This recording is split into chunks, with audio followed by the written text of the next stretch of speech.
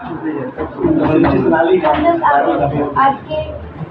के लिए एक गाना बनाएंगे।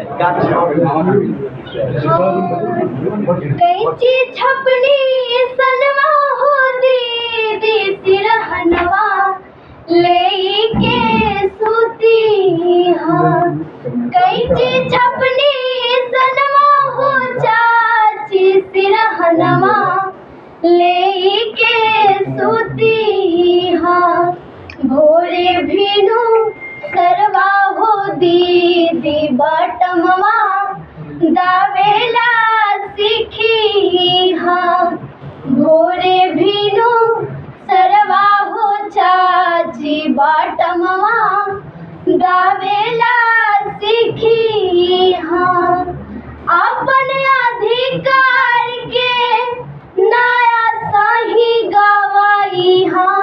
पावन भैया के विजयी बनई हाँ।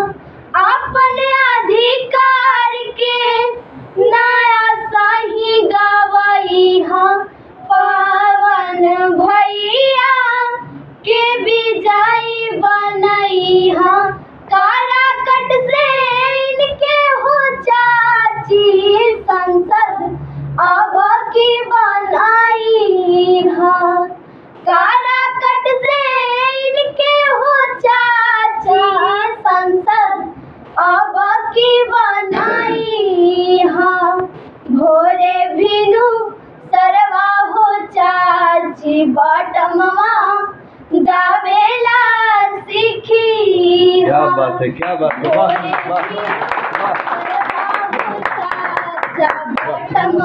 बहुत अच्छा, बहुत अच्छा, बहुत अच्छा।